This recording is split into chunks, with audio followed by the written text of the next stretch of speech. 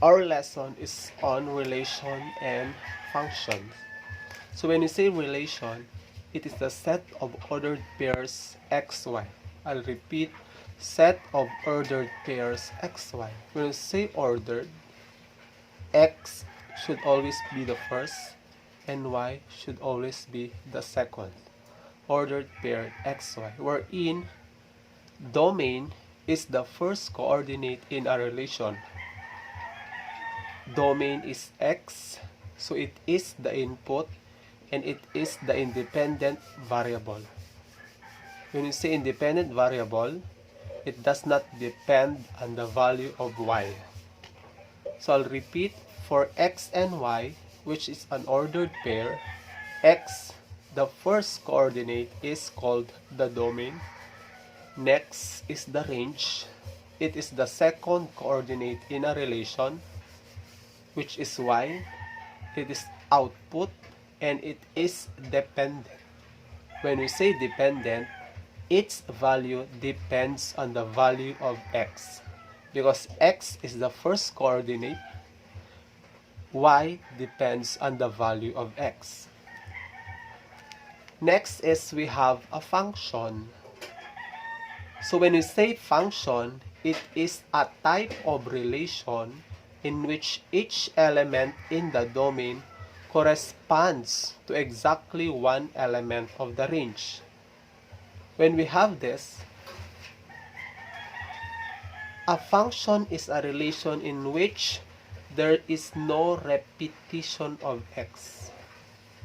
No repeated x. Because it says each element in the domain corresponds to exactly one element of the range. One element of the range is being paired to x alone. Therefore, no repeated x. So let's try to have this example. So L corresponds to 3, 0 corresponds to 8, V corresponds to 5, and E corresponds to 6. The letters here are the x values or the domain. The y values are 3, 8, 5, 6. So why is it called a function? So let's consider the definition. There should be no repetition of x. So let's try to recite the pairing L308 V5 E6. Is there a repeated x? So the answer is none. Therefore, it is a function. The second example is a diagram. We have Gerald being paired to Bea, Maha, Julia, Kim, Sarah, and Pia. So it says here, not a function. So why is it not a function? Because, going back here, there should be no repetition of x. But let us try to recite the pairing. Gerald Bea, Gerald Maha, Gerald Julia, Gerald Kim, Gerald Sarah, Gerald Pia. So as you can see here, Gerald is repeated on and on. Gerald is X, and the names of the females or the female artists are, or the Y's. So Gerald is being paired to Y more than once. So Gerald Bea, Gerald Maha, Gerald Julia, Gerald Kim, Gerald Sarah, Gerald Pia. So, ilang ulit na repeat si Gerald? Madaming beses. I'll repeat. For a relation to become a function, there should be no repetition of x. To understand better the difference between a relation and a function, let us try to consider another set of examples. So we have set A, we have 1, 2, 2, 3, 3, 4, and 4, 5. So the question is it a function? So all we need to do is we have to identify whether there is a repeated x. If there is a repeated x, therefore it is not a function. If there is no repeated x, it is a function. So considering the domains x, we have 1, we have 2, 3, and 4. 1, 2, 3, and 4. Is there a repeated x?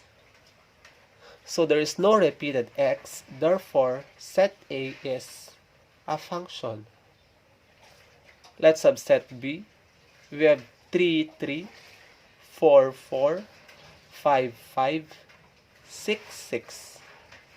Although it is a pairing between the same element, or let's say the same element for x and y, or for the domain and range, we have x and y, x and y, x and y.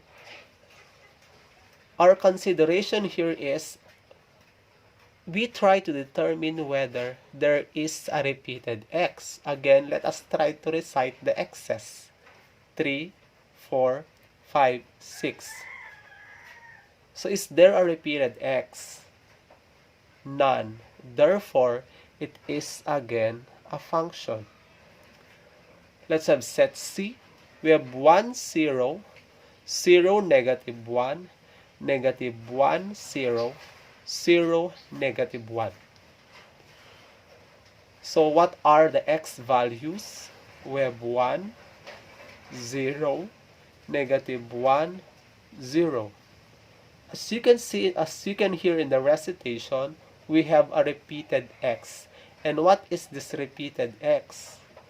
So let's recap. 1, 0, negative 1, 0.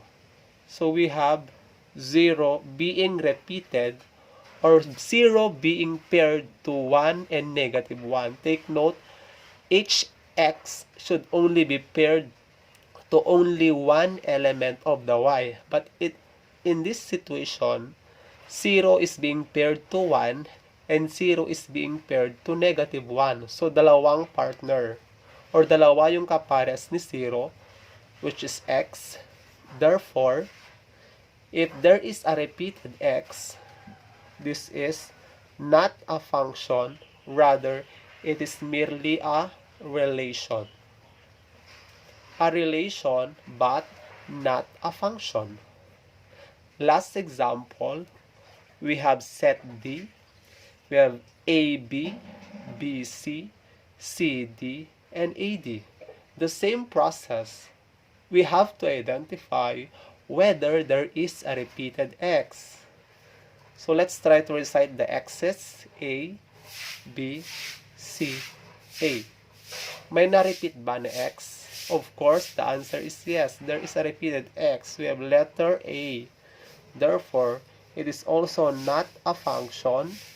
It is only a mere relation.